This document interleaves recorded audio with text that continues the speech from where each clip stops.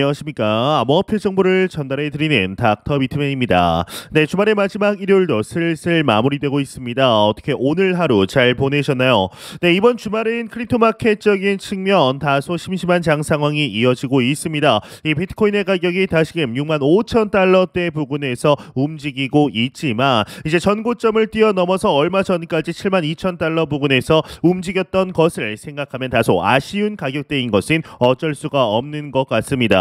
이 비트코인뿐만 아니라 이더리움, BNB 솔라나, XRP 등등 대부분의 메이저 코인들이 다소 이제 보합 흐름을 보여주고 있는데 이 비트코인의 더미넌스의 경우는 51.6%, 이제 이더리움 더미넌스는 16.4%를 나타내고 있고 비트코인 반감기는 26여일 정도밖에 남지 않았습니다. 정말 얼마 남지 않은 듯 보이는데요.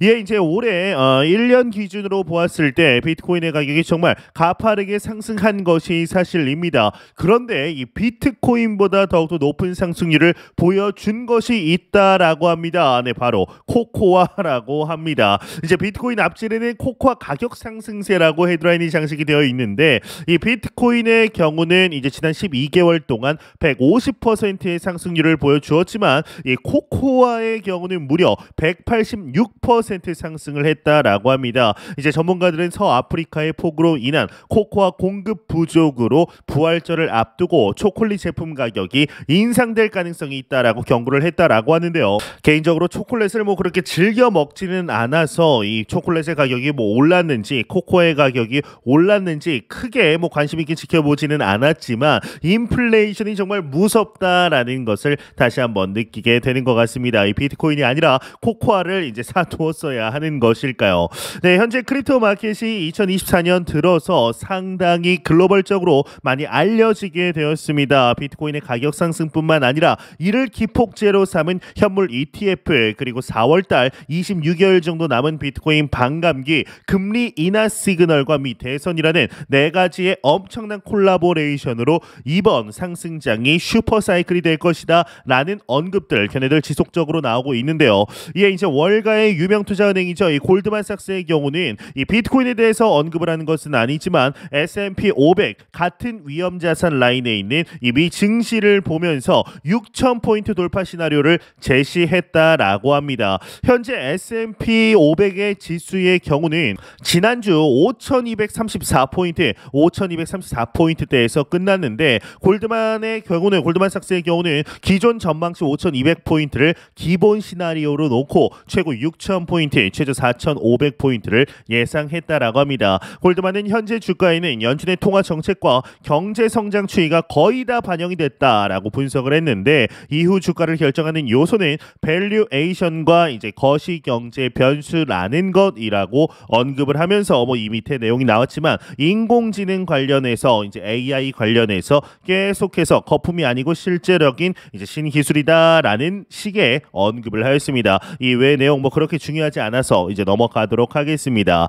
이 골드만삭스의 경우는 S&P 500을 두고 이야기를 했지만은 이와 동시에 비트코인 크립토 마켓에 대해서도 꾸준하게 언급을 하고 있습니다. 이 골드만삭스뿐만 아니라 월가의 유명 자산 운용사, 투자 은행들 지속적으로 비트코인에 관심을 가지고 있는데요. 이제 단기적으로는 과열돼 있다. 매수세가 너무나 많았기 때문에 지금의 조정 좀 더 진행이 될 수 있다. 10% 20% 더욱더 하락할 수 있다라고 보지만 중장기적으로는 이 월가의 자산 운용사, 투자 은행뿐만 아니라 대부분의 전문가들, 애널리스트들은 중장기적인 측면 긍정적으로 바라보고 있는 것이 사실입니다. 예, 이제 비트코인 반감기가 다가오면서 이 중고 채굴기가 특수를 맞이하고 있다고 합니다. 그리고 미국에서 아프리카와 남미로 이동 중이라고 하는데 이 미국에서 아프리카와 남미로 이동 중이라고 하는 것을 보면은 아마 이제 그 전기료와 좀 관련이 되어 있지 않을까, 전기료가 조금 더 저렴하기 때문이지 않을까라고 유추는 가능한데요. 일단 내용 한번 보도록 하겠습니다.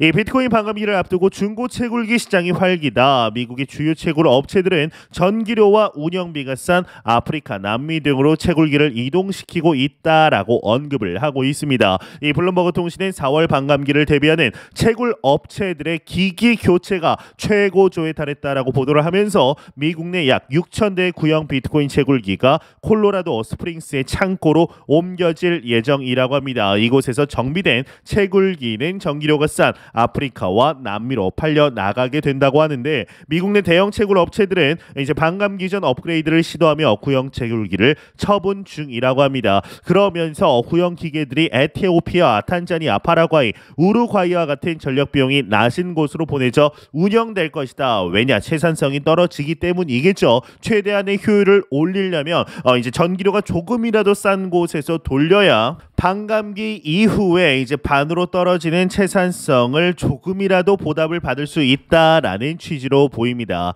현재 이 비트코인의 가격이 반감기 전에 굉장히 높게 가파르게 상승을 하면서 이 반감기가 지난 후에도 지금의 가격대만 유지한다면 사실상 채굴자들의 경우는 채산성적인 측면에서 크게 문제가 없는 것으로 알려져 있습니다. 얼마 전 이루어진 이제 6만 1,000달러 미만으로 떨어진 조정에서 이 채굴자들이 비트코인을 매도하는 움직임, 숏 포지션을 통해서 가격을 떨어뜨리는 움직임으로 인해서 하락을 했다, 조정을 했다라는 분석 또한 나온 만큼 이 채굴자들의 움직임 상당히 중요하다라고 볼 수가 있습니다. 그렇지만 놀라운 것은 이번 조정 이후에 비트코인의 해시레이트가 다시금 점점 회복세에 올라가고 있는 것인데요. 반감기가 다가옴에도 채산성이 절반으로 줄어듦에도 해시레이트가 계속해서 올라가고 있다라는 것은 비트코인에 대한 인식이 그만큼 많이 달라졌고 반감기가 옴에도 불구하고 아직도 늦지 않았다라는 기저가 깔린 것이 아닐까라는 생각이 듭니다.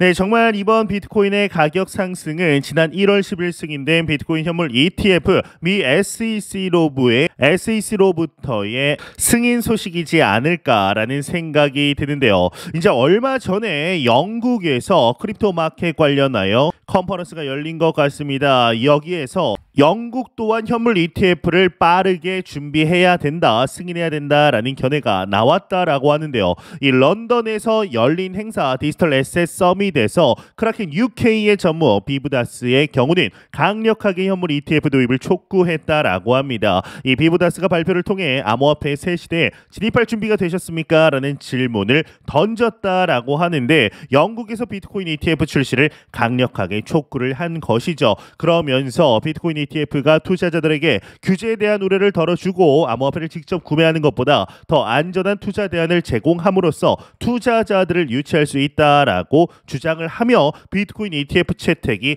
필수적이다. 영국이 뒤처지지 않고 크립토 마켓의 허브가 되기 위해서는 필수적이다라고 강조를 했다라고 합니다. 이제 코인베이스의 UK의 CEO 다니엘 셰이퍼트 역시 이 견해를 지지했다라고 하는데 이 밑에 내용은 비트코인 ETF 관련하여서 설명을 한 거기 때문에 넘어가도록 하겠습니다.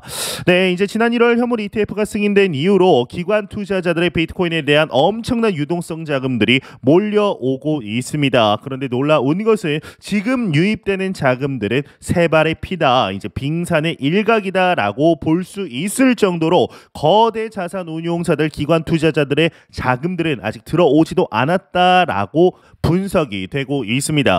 이번 온갖 매스미디어에서 비트코인이 1억 원을 넘었다라는 소식을 듣고 2021년 잠깐 들어왔다가 2022년 하락 때 이제 떠나갔던 투자자들이 이번에 다시 들어왔다가 7만 달러, 7만 1,000달러, 7만 2,000달러 때 이제 유입이 됐었죠. 그러다가 지금 조정이 오니까 역시 비트코인 이거 또 도박이네, 이거는 망했네, 이거 이제 끝났다, 상승장이 벌써 끝났다 하면서 지금 다시금 멀어지시는 분들이 있습니다. 아직 비트코인의 상승장은 제대로 시작도 되지 않았다라는 것 잊지 않으셨으면 좋겠습니다.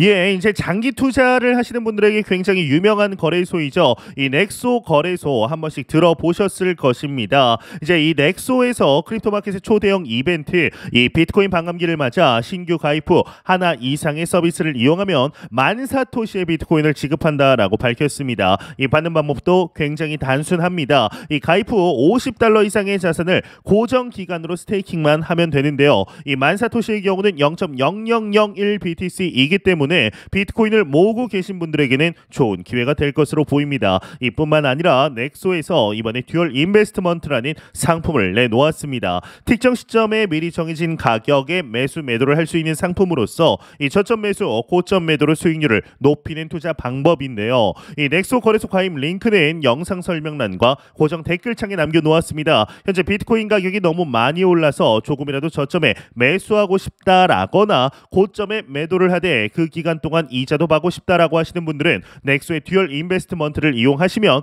투자 전략을 다각화하는 데 도움이 되시지 않을까 싶습니다. 네, 현재 비트코인의 가격에 대해서 중장기적인 측면 부정적인 언급들을 하는 인물들 거의 없습니다. 그럼에도 거의 없다일 뿐이지 있다라는 말이죠. 여기에 대표적인 인물이 여기 보이시는 이제 피터 시프라는 인물입니다. 금 투자 부분에서는 상당히 유명한 인물이지만 뭔가 사토시 나카모토에게 뒤통수라도 한 대 맞은 것인지 유달리 비트코인 관련하여서는 부정적인 언급들, 조롱에 가까운 언급들을 내뱉는 인물인데요. 이에 부자 아빠 가난한 아빠의 저자인 이 로버트 기요사키가 피터 시프를 저격했다라고 합니다. 과연 어떻게 저격을 했을지 한번 보도록 하겠습니다. 이 피터 시프가 금융, 특히 금과 은에 편협한 시각을 가지고 있다라고 비판을 했다고 합니다. 이 기요사키는 X에 올린 글에서 시프가 부채와 부동산 같은 분야에 대한 이해가 부족해서 세금 혜택을 받기 위해 푸에르토리코에 거주하고 있다라고 비난을 했는데,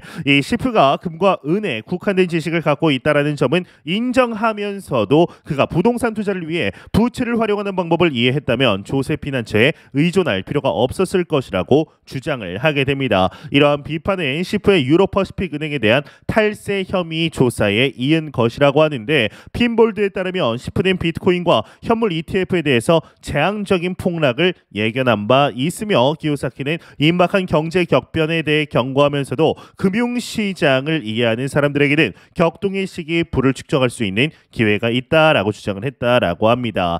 네, 현재 피터 시프가 이러한 논란거리에 휩싸인지는 이 기사를 통해서 알았습니다. 이 크립토 마켓 투자자로서는 피터 시프가 이러한 것에 휘말렸다라는 것에 이런 마음이 들면 안 되지만 좀 쌤통이다라는 생각도 드는 것이 사실입니다.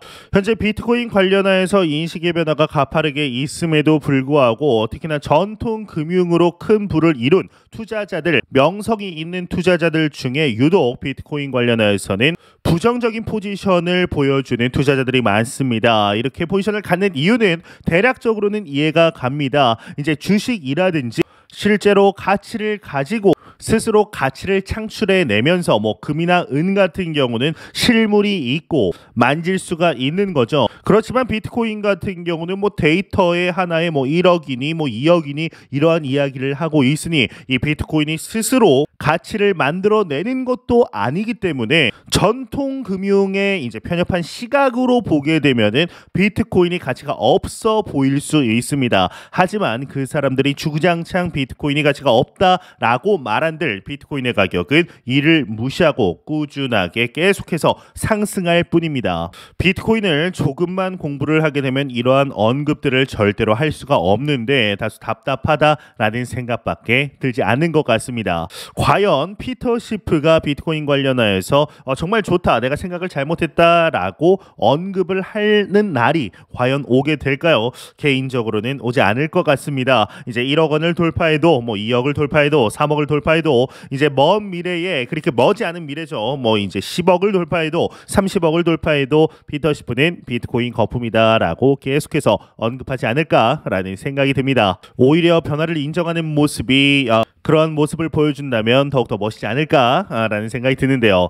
이와 더불어서 이제 리플 관련해서도 소식이 나왔는데, 리플 시세의 약세장이 계속되는데 SEC 재판 결과가 도달했다. 이제 1달러 급등이다라는 이제 헤드라인이 장식이 되어 있습니다. 이게 뭔 내용이냐? 이 제임스 K 필란 변호사가 이제 미국 증권거래위원회 SEC가 리플 소송 관련 레머디 브리핑 문서를 봉인된 상태로 제출을 했다라고 합니다. 문서의 공개 버전은 오는 26일까지 제출될 예정이라고 하는데, 이 암호화폐 전문 매체 워처그룹은 리플랩스의 SEC 재판이 곧 결론에 도달할 수 있다. 이에 따라 XRP 가격은 1달러 이상으로 급등할 수 있다라고 예측을 했다라고 합니다. 이제 내용을 보게 되면 레머디 브리핑이라고 이제 어려운 단어가 쓰여 있는데, 이 기사를 보게 되면 미 SEC가 리플 주요 의견서를 비공개 제출했다라고 이야기를 하고 있습니다. 그냥 말 그대로 레머디 브리핑, 자기 주장을 뒷받침하기 위한 근거, 그냥 문서다라고 보시면 됩니다. 이제 얼마 전에 미 SEC와 리플사가 이제 소송 관련하여서 일부 내용들은 비공개하기로 합의를 함에 따라 소송 자체가 조금은 폐쇄적으로 가는 듯한 모습을 보이고 있습니다. 꼭 이렇게 해야만 하는 이유가 과연 무엇일까요? SEC도 그렇고 리플사도 그렇고 대중들에게 공개되면 안 되는 내용들이 있다라고 둘 다 판단을 했기 때문에 합의에 이른 것인데, 그럴수록 XRP 투자자들은 답답함이 가중될 수밖에 없는 것이겠죠. 참 비트코인과 이더리움 관련하여서 이 비트코인과 이더리움의 상승분과 비교했을 때 XRP의 상승분이 참 아쉬운 것이 사실입니다. 과연 이번 불장 XRP 투자자들의 피눈물을 닦아줄 수 있을 만큼 유의미한 상승이 찾아올 수 있게 될지 충분히 기대해봐도 좋지 않을까라는 생각이 듭니다. 2017년 불장의 주인공은 비트코인이었고 2021년 불장의 주인공은 이더리움이었습니다. 이제 다가오는, 그리고 우리가 맞이한 2024년, 2025년의 불장의 주인공은 XRP가 될 수 있기를 진심으로 바라보도록 하겠습니다. 네, 현재 비트코인의 가격이 이제 영상을 처음 녹화할 때보다 좀 올랐습니다. 65,400, 65,500달러대 부근에서 좀 흐름을 나타내고 있는데, 이제는 좀 지지부진한 모습을 벗어나서 다시금 7만 달러를 넘는 비트코인이 하나로 1억 원을 넘는 모습을 보여줄 수 있기를 진심으로 바라보도록 하겠습니다. 네, 제가 준비한 소식은 여기까지입니다. 영상이 도움이 되셨다면 구독과 좋아요 그리고 광고 한 편만 처음부터 끝까지 시청 부탁드립니다. 이 채널은 오직 광고 수익으로 운영이 되게 됩니다. 항상 영상 시청해 주시는 시청자분들, 구독자분들 너무나 감사드립니다. 오늘 남은 시간 잘 마무리하시길 바라면서 저는 더욱 도움이 되는 영상으로 찾아뵙도록 하겠습니다. 지금까지 닥터 비트맨이었습니다. 감사합니다.